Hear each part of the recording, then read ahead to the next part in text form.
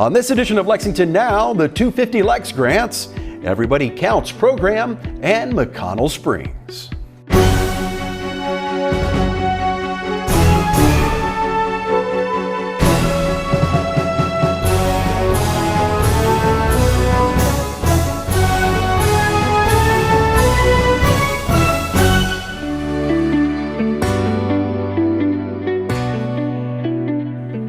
I'm Neil Noah. Welcome to Lexington Now for the week of July 29th, 2024. Mayor Gorton announced the recipients of the 250 Lex cultural grants this past week. The projects will help celebrate the city's upcoming 250th anniversary. So we're here today to announce the recipients of the 250 Lex cultural grants. We are joined by several of those recipients, and I want to thank all of you for being here. Thank you. This grant program was designed to fund projects that will be part of the year-long celebration of Lexington's 250th anniversary in 2025. 2025 is going to be a historic year for our city. I am excited to have a group of talented, diverse organizations to help us bring 250 Lex to life.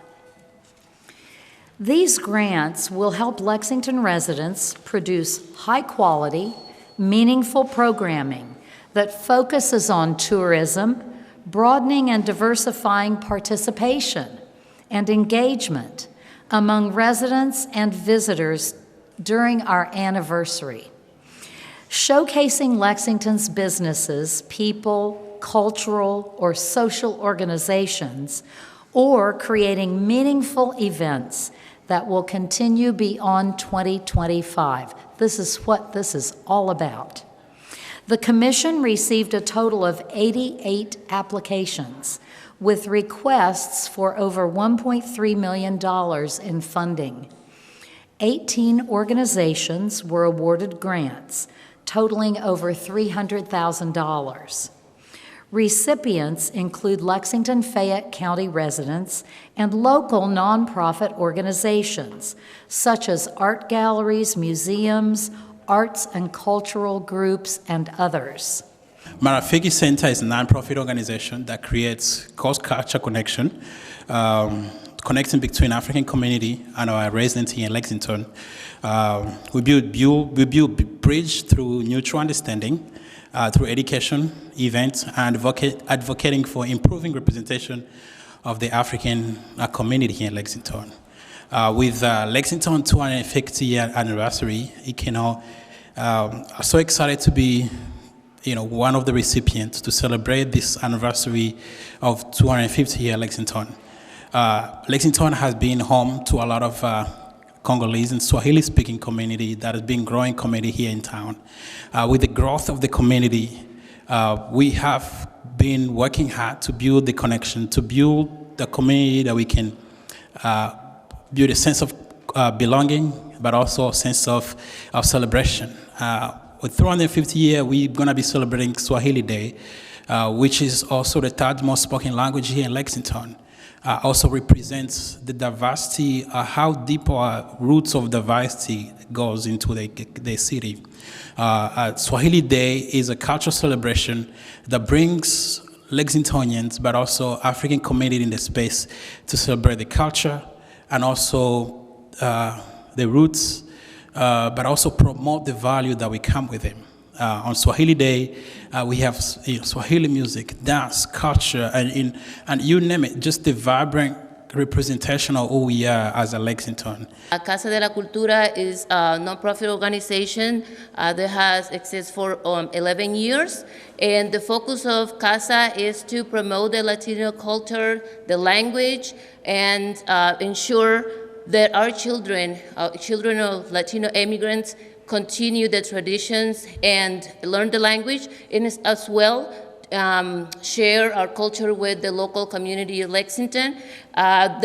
This grant will be used to create an art exhibit in which the community will have a voice.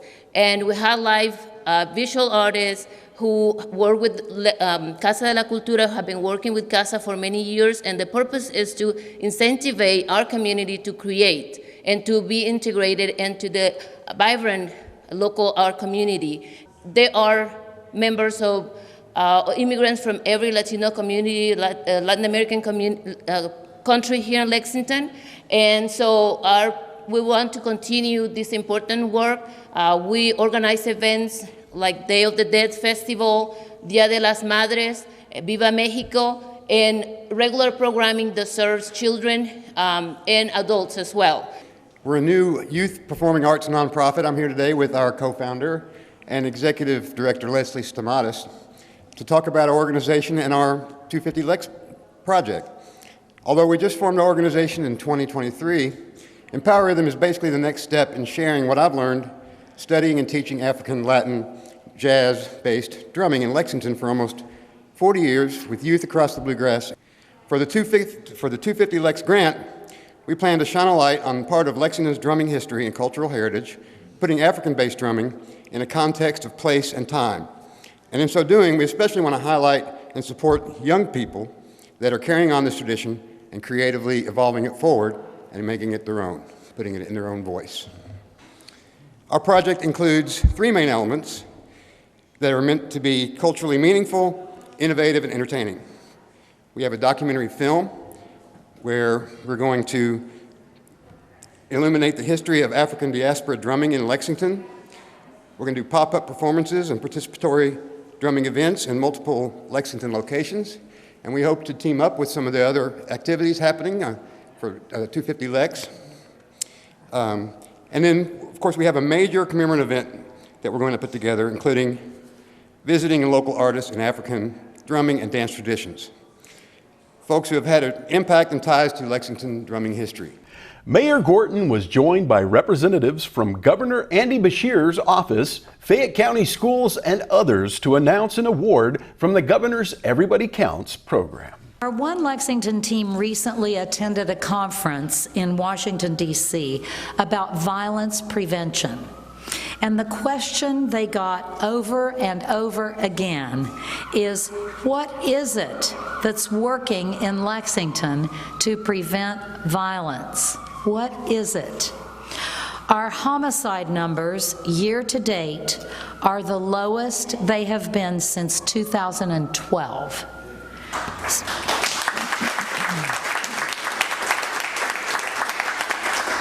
Now, so far this year, we have had 8 homicides, and while that is 8 too many, it is also a number that represents progress. In the same time frame, January to July, in 2023, we had 13 homicides, and in 2022, we had 27. So our trend is going down. And you know, we're not trying to be excited about it. We are happy about it. We keep working because we know that any second trends can change. So we have our nose to the grindstone. So what is working in Lexington? There are many approaches, and what we are doing is working together. We have a terrific police force, boots on the ground. Our school system with our children every day, trauma support, mentoring, community support and involvement. And I see in the audience many who are involved in that community support. Collaboration with our community partners. We cannot do this work, particularly with youth violence, without that community support and those volunteers and those who work in the community.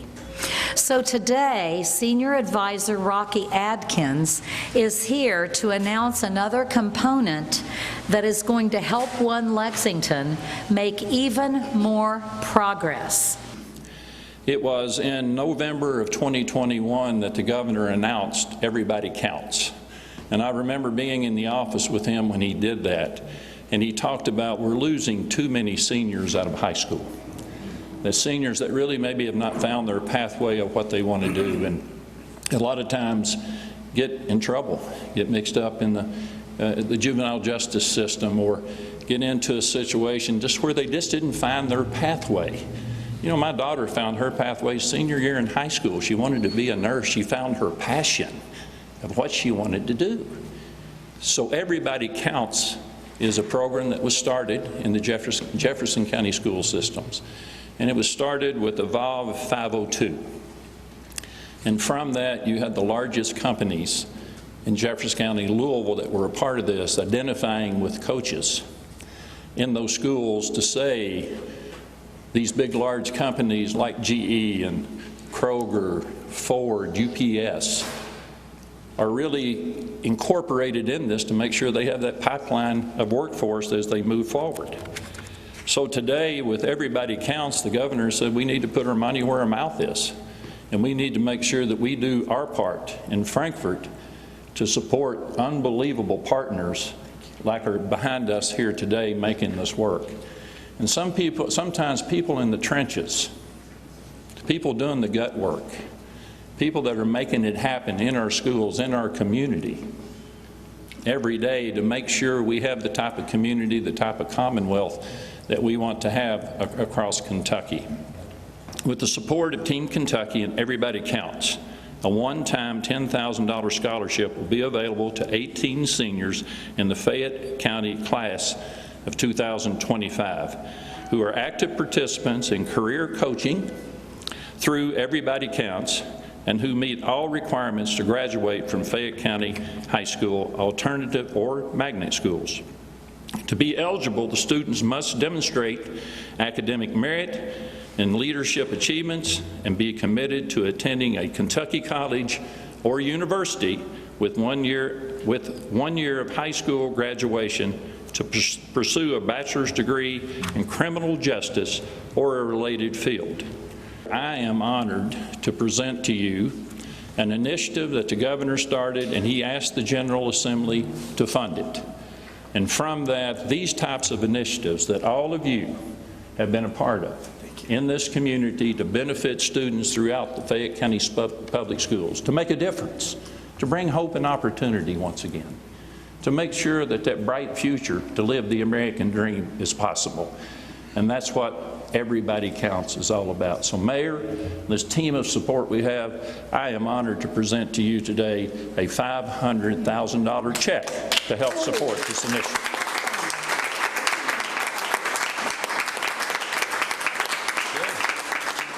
McConnell Springs' new director when we come back.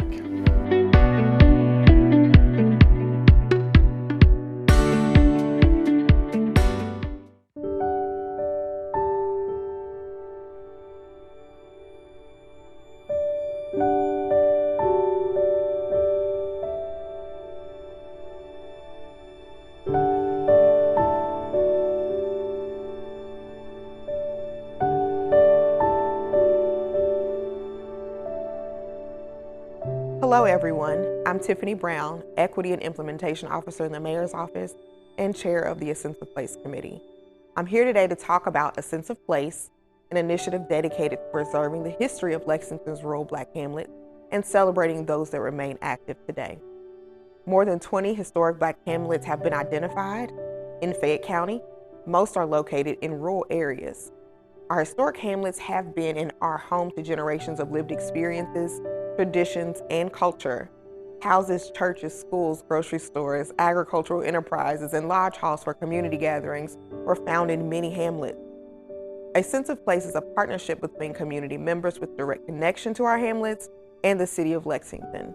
Its goal is to raise awareness about what the hamlets represent and to identify steps that are needed to take to preserve their history. The A Sense of Place committee includes local historian Yvonne Giles, local historian Calvin Graves, Executive Director of the Lexington History Museum Mandy Higgins, Cadentown resident Dr. Alvin Seals, Cadentown Baptist Church pastor Reverend Leon Slatter, and others. With support from members of the Cadentown community, A Sense of Place is currently raising funds for maintenance updates and programming of the Cadentown Rosenwald School and property located at 705 Caden Lane. In the early 2000s, members of the Cadentown community worked with the city to preserve the school. In the early 20th century, Rosenwald schools were found across the South, serving rural Black children and families during segregation. Many of the buildings have been destroyed. Lexington is proud that the Cadentown School still stands and wants to preserve the history and significance that so many of these schools have had in our hamlet communities. The funds will complete the restoration of the school and upgrade the historic cemetery and church building. The school will permanently house artifacts that tell the story of Lexington's hamlet. We hope you will join us.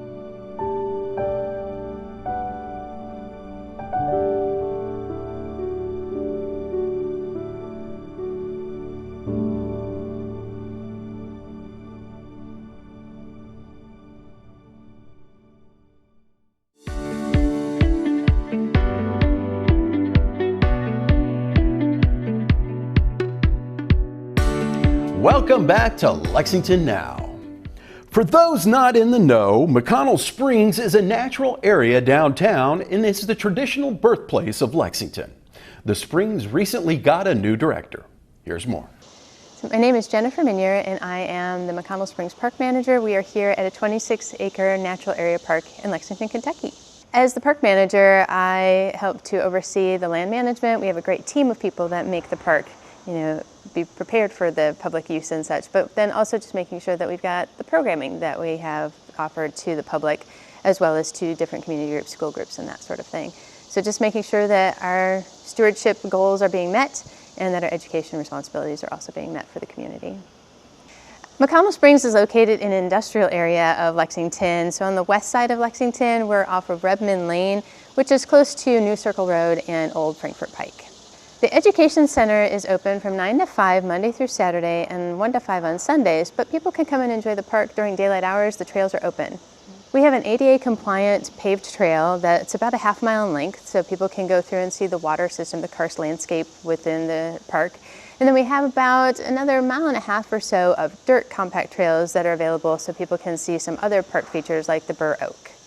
As a park, we offer a few big events, like we hosted a pollinator festival before, birding festivals. We have Founders Day, which talks about the history of Lexington. But then also on a regular basis, we have different environmental education and sustainability programming that we offer. The beautiful thing about being a natural area park within the city is we have an opportunity for people to see deer, like our white-tailed deer. We sometimes have fox in the area. We've had different owls, certainly a lot of different birds. We have a bird garden here that tries to attract more birds so people can have an opportunity to observe them more. Squirrels, chipmunks, but we have a lot of aquatic wildlife with our pond too. So different turtles, waterfowl, and that sort of thing. There's a lot of variety here, which is really special. So if folks want to learn more about McConnell Springs, they can go to lexingtonky.gov/parks and search for McConnell Springs, and that's going to give opportunities to look at the different programs that we offer, whether it's scheduled or something that people can request for their community group or school. For schools and community groups, they can come out and do volunteer efforts by coordinating with us. We also have monthly volunteer efforts to get the community involved. But if people are interested as far as groups go, schools or otherwise, they can contact us and we can provide environmental education programming, talk about sustainability, history. We have a lot of things to offer here at McConnell Springs. So our program offerings will hit a variety of ages. We have things for, like one of our popular programs is called Tiny Tots, so that's for 2 to 5-year-olds, and then we have things that are just for adults, but all ages are always welcome. So we really try to provide something for all ages and all abilities within the park when it comes to our programming. So McConnell Springs is a very special place within Lexington, not only for our residents, but visitors alike. It's a great opportunity to get an idea of what makes Lexington special with the history, the pride that comes from being in this area, the stewardship of the land that has happened for generations, and then also an opportunity to see what Lexington has to offer, as well as Kentucky as a whole. Just the flora and fauna, especially if you only get to be here to explore, which is wonderful, but it gives a representation of what Kentucky has to offer as a wonderful community and state. It is our pleasure to host any number of visitors, whether you're passing through or you happen to be a resident. We would love to have visitors at any time, so please come out and see us or give us a call if you have any questions. We're happy to be a resource. The Living Arts and Science Center combines art, science, and education and community service for children and adults. We stopped by to get a tour. So my name is Alyssa McKenzie. I'm the Living Arts and Science Center's Development Director, and we are in our Glow Gallery, which is one of 5 galleries that we have at the Living Arts and Science Center. We are downtown in Lexington, and we've been in the same location for about 55 years, but we expanded our building in 2016, so we're in the new part of our building. We've been here for a very long time. Our house was originally owned by George Kincaid, and he was an attorney of Abraham Lincoln's and was a Secretary of State in Kentucky twice. And we're the second owners of the house. His family bequeathed it to the Living Arts and Science Center in the early 70s. So we do a lot. We have art and science programming for all ages, and our goal is to really engage the community in educational opportunities that are accessible. That can be from summer camps, which we're in the last 2 weeks of. It can be in adult classes. We also are open for daily visitors. We have planetarium shows twice a day, and we really strive to have accessible programming not just at our building, but also out in the community.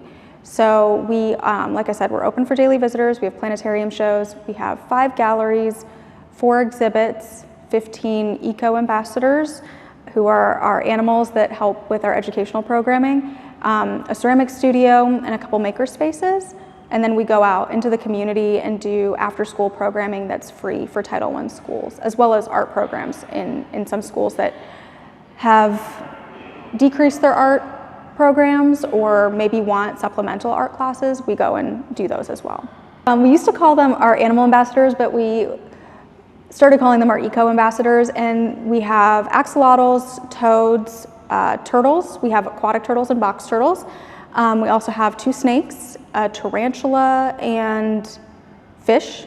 We have 2 baby axolotls that we will be debuting in the fall, and we're having kind of a naming contest. Summer camp students could get a ticket at the beginning of the week, and if they get picked, they get to submit a name for those baby axolotls. But they're really throughout the building, and they're a way to complement our educational programs. We have a lot of field trips and visitors, so when they come, they can learn about an environmental science concept, and then they learn about the animals and how they get, how they survive in the wild and the way that they camouflage with their environment to survive, and it just really enhances what we do. So a lot of people know us for our summer camps and our art classes, but we do really try to have both art and science programming, but infuse creativity in the science side of things. And so we have pre-K programming. It's our Seedlings in STEAM. It's free for pre-K students and their caregivers. And that is more environmental science focused, but then they do an art activity to reinforce what they've learned. And then we have K through 8 programming that is a little more focused on arts and environmental sciences, different mediums. We'll have middle school programming, our Teen Art Lab this fall, and that will be really different mediums that students will learn about and hopefully get really excited about and continue doing after they leave the class. We'll also have no school day camps and classes, and those are usually things like printmaking, painting.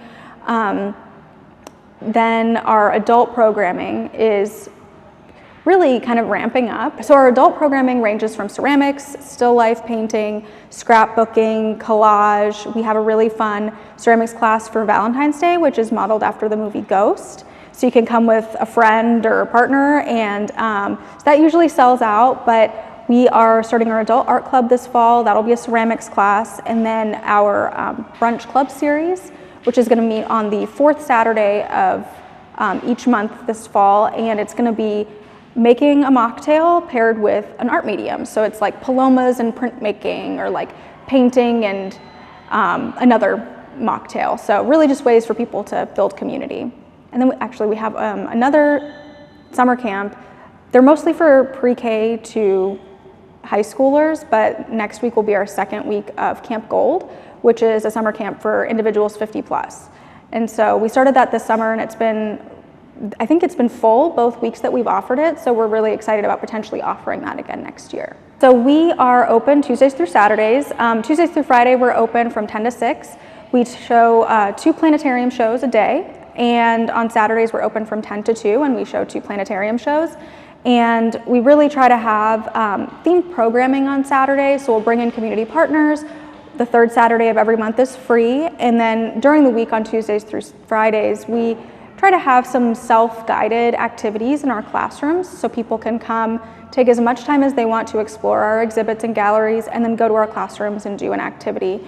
We have an art room and a science room, so they can participate in either one. And we have a gift shop where people find a lot of good stuff. We have an artist in residence who will be starting in September, and she sells a lot of her work there. Jillian was an artist in residence, and so she sold some of her work there. And so it's a really great way for artists that we work with to sell their work and kind of enhance their careers, but also Christmas shopping or holiday shopping. Our staff is really excited and energetic, really passionate about our programming, and we're focusing this year not just on programming in our building and our outreach efforts in the community, but we're also looking at how we can engage the community with our outdoor spaces. So we have about 1.5 acres that we sit on, and we have a community garden, we have a native garden, and we really want people to engage with those spaces, learn about native species. We also have a story walk trail. And so if we can engage people with our outdoor space, even if they don't feel totally comfortable coming into our building, we really want to do that and just take advantage of the fact that we do have a green space in the middle of downtown, which is kind of unusual. So people can find our classes, camps, events on our website, which is lasclex.org, or they can go to our Facebook or Instagram, which is lasclex. Right now, our Discovery exhibit is closed, but we will have a ribbon cutting and an unveiling of our new exhibit on September 7th. And folks can look at our website to see all of our fall programs. Everything is up and ready to go, so we hope that people will join us this fall for programs. We've got some live meeting coverage to tell you about on Lex TV this week and streaming online. And remember, you can also find the most accurate and up-to-date information on non-televised city business at lexingtonky.gov. Here's this week's meeting coverage.